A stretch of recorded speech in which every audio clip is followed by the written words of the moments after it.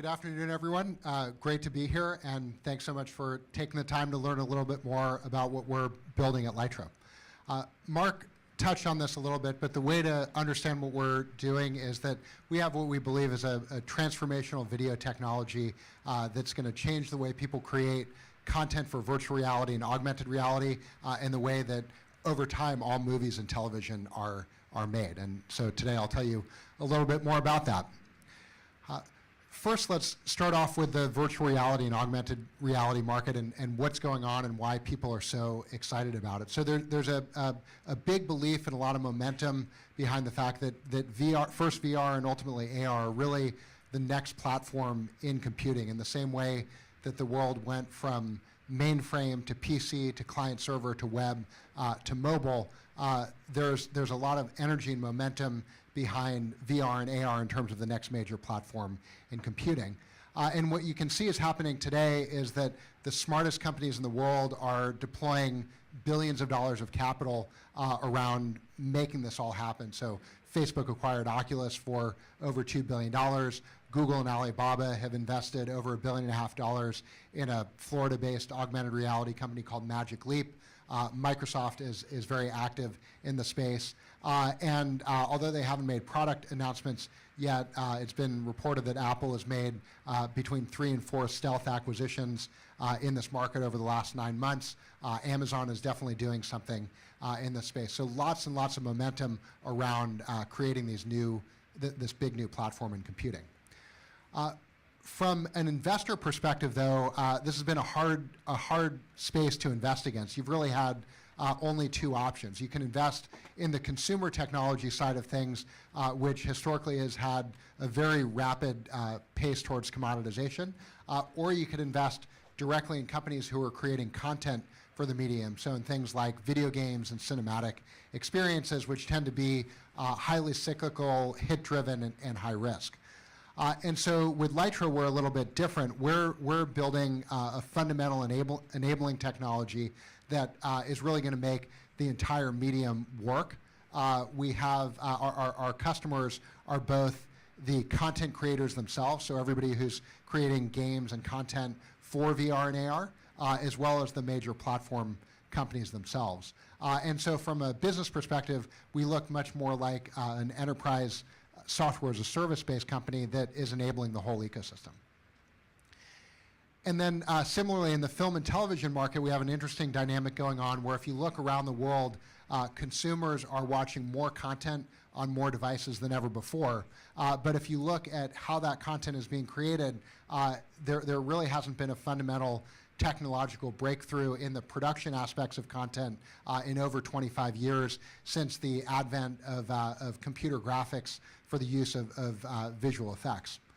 And so if you take a look at any popular piece of content, from movies like The Avengers to TV shows like Game of Thrones and House of Cards, they all rely on what you're seeing here, which is being able to bring together the live action world, so actors and people captured in a real environment with computer-generated visual effects, all into one piece of content.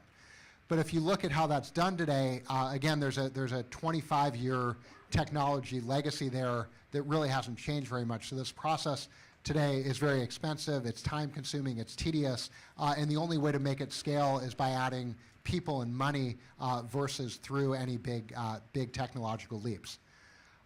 And this is really where Lytro comes in. What we're doing with light field technology is that we're introducing a whole new way to capture environments and bring together the physical world and the digital world. And so let me just spend a minute explaining how this works.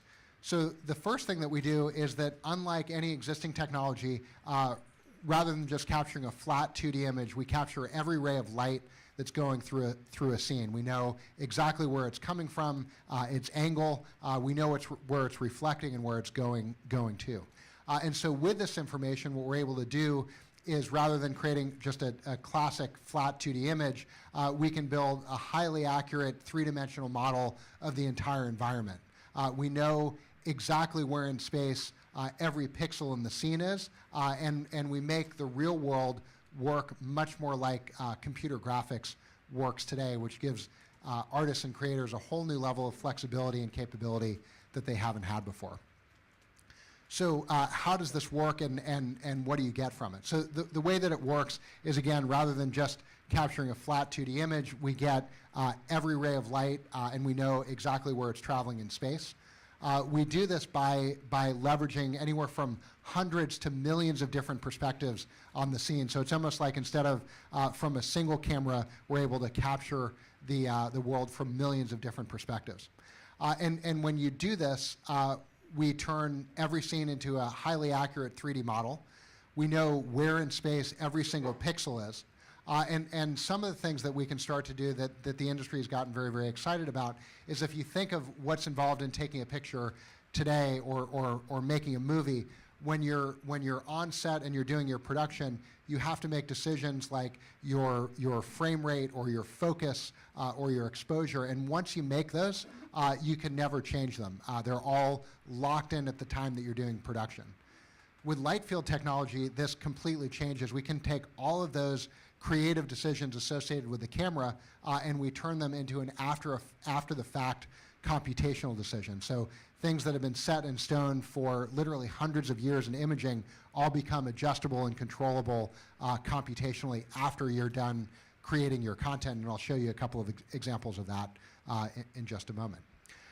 And so the way that all of this will unfold is that in the same way that the world moved from using film to capture images to digital technology about 15 years ago, we're in the early stages of moving from a legacy 2D digital model into a computational light field model of the world. And this is going to have big, big ramifications. You can think of it as really software eating cameras or software eating imaging as we know it. And so this really becomes a story of better, faster, and cheaper. So in producing movies and television, it's all about how do you create content that is more exciting, more immersive, more compelling than what we have today at a fraction of the cost. In the case of virtual reality and augmented reality, it's about delivering on the promise of these exciting new mediums, making consumers and professionals feel like they're fully immersed in an environment that doesn't physically exist. And so just to talk a little bit more about what we mean and what we can do, what you're seeing here is this is an example of some line item costs in a typical big budget movie. So think a $100 million plus production like the most recent Captain America movie or the Warcraft movie that's going to come out this Friday. And what happens in every single one of these productions is that there's a huge amount of work, a huge amount of manual labor that's involved in taking 2D digital footage that's been shot on the set and then making it work and integrating it with visual effects. And this typically will represent anywhere from 20 to 35% of the total budget of a film. With Lytro and light field technology, we're not reducing this cost. We're eliminating the need for this manual work entirely. So it's literally taking millions of dollars in production budgets and taking them to zero by fully automating and computerizing what today can only be done with a manual process. So let me talk just a little bit about our products and what they do. So as I mentioned at the beginning, it's all the same underlying technology, all powered by our light field pipeline. And what we've done is created 3 different products for different purposes. So Lytro Cinema, as Mark touched on, we just announced about 6 weeks ago. This is for doing traditional television and film production using light field technology. Lytro Emerge is for creating VR and AR content using light field. And then something that we haven't yet announced, but we'll do so shortly, is something called light field animation. And what that does is lets us take any existing computer-generated content. So think of a Pixar movie like Cars or Finding Nemo or Monsters, Inc. And using the original assets from the film, we're able to re-render that into a fully immersive virtual reality experience. So this solves one of the big problems in VR today, which is a lack of good, compelling content. The way that our business works is, as I mentioned, very much like a subscription-based enterprise software business. So we don't sell our cameras or sell our software. We rent them or offer them on to every production. And this works really, really well in terms of the way that content is created today, because Hollywood studios and filmmakers don't want to make any capital investments. They want to simply pay for what they need when they need it at the time that they're making their movie or TV show or video game. So we very much fit in well with how the industry works. Lytro Cinema, as I mentioned, we announced just back in April. Some of the things that have gotten the industry really excited, we're now working with every major Hollywood studio on a whole range of productions that are happening later in 2016 and into 2017. And there's really a two-sided value proposition. As I mentioned, there's a huge increase in efficiency and speed and cost savings, which the producers and the studios love. But what really excited the industry is all the new creative capabilities that you get when you capture using light field rather than in a more traditional manner. And I'll just show you a couple examples of what those look like.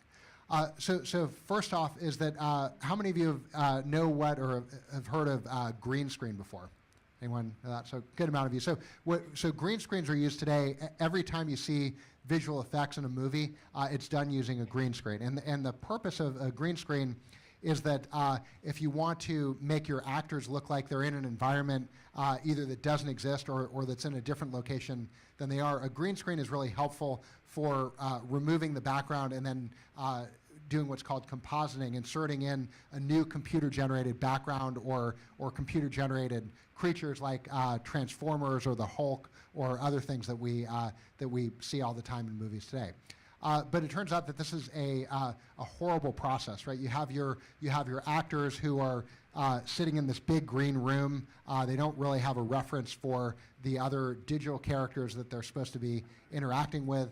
It actually turns out to be very, very expensive to erect and manage these big green backgrounds. And then after you shoot your content, what you need to do is have a whole team of visual effects artists come in and go frame by frame, tracing out the actors, removing the green screen, and inserting in the new computer-generated characters.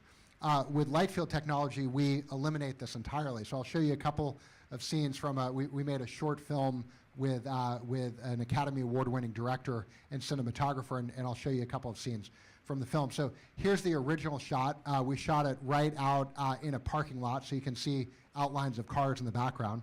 We're able to computationally remove that entirely and generate a very, very accurate what's called depth map. So you can see that, down to the level of detail, you can see through the actress's hair and hairnet, which is impossible with today's technology. And then we can composite in any background that we want. And I'll show you it here again with all four things happening at the same time. If you wanted to do this shot with today's technology, this would cost anywhere from $50,000 to $75,000, depending on where you were doing the work and how you were doing it. It would take anywhere from a week to 3 weeks to get it to look like this. We're able to do this all computationally, no human intervention, all in real time. So a real game changer in the way that people are able to create this content. The next one we'll take a look at is this is one of the big hero moments from our short film. It's where the two main characters are getting married, and so from the perspective of the director and the cinematographer, this was a big emotional moment in the story. For us, what we wanted to do was create the absolute worst possible environment for how you would go and create content to really push to the limits what the Lytro Cinema system can do. So we'll start off with, here's the final shot here, kind of beautiful, nice, slow camera move with the surreal sunset in the background. Here's how we actually made it. So first, you can see we had people walking around in the background. We had a guy sitting on a ladder setting off a confetti bomb. We're then able to take the physical confetti from one shot and transplant it to a totally different shot, which again, completely impossible with any existing technology. We can then leverage our depth capability to isolate only the part of the shot that we want. So we remove everything but the two main characters and the preacher. And then for the final piece, we composite in the new background. And then what you're seeing here is we can actually shift the perspective of where the camera is taking the shot from. So as you saw at the end, the camera was actually all the way over on the right, but we can reproject the shot to make it look like it was done from a center perspective. So these are just some of the things that are possible with light field technology. We can go even further than this, and I was talking about this notion of taking things that historically have been locked in at the time of your production and virtualizing them, making them all computationally controlled at the end. So here we're doing that with exposure and frame rate. So in this pool table shot here, this is all one take, and what we're able to do is go from 24 frames a second and a relatively slow exposure all the way up to 120 frames per second and a much faster exposure, and recompute the exact look and feel and optics of that all computationally in post-production rather than having to make those decisions on set. So what's going to happen here over time, and what we're really driving towards, is we start this year working with our first productions, both in movies and TV, and really start to ramp that up next year. But in a very short period of time, what's going to happen is that in the same way that all movies and all TV used to be shot on film, now everything is done digitally.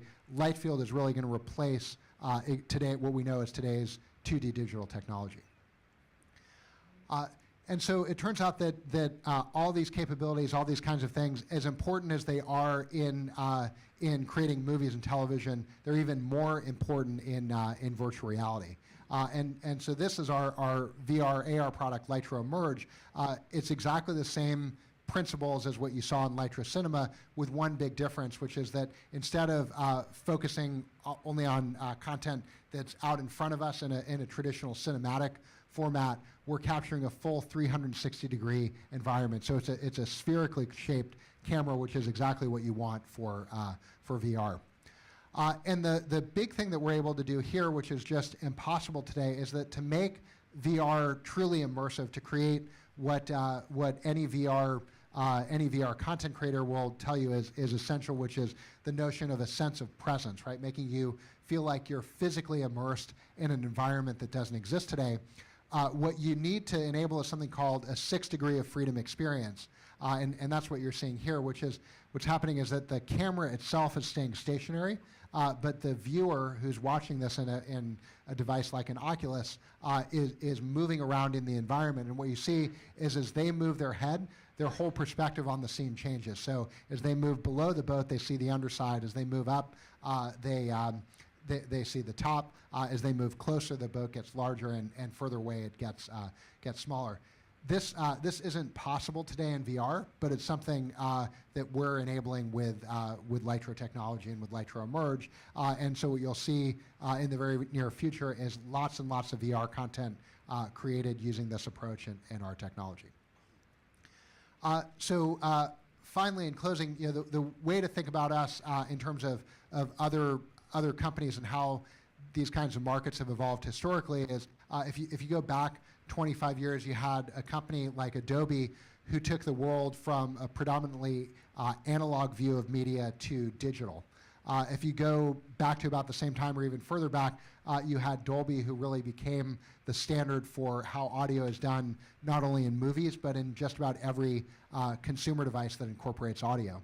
And more recently, you've seen companies like Unity that is the game engine that powers over 70% of today's mobile and PC and console-based games. So each of them really a fundamental enabling technology for their time and their medium. This is exactly what we're building at Lytro in terms of laying the foundation for the next generation of movies and TV, and to really help virtual reality and augmented reality become the next platforms in computing. Thank you very much.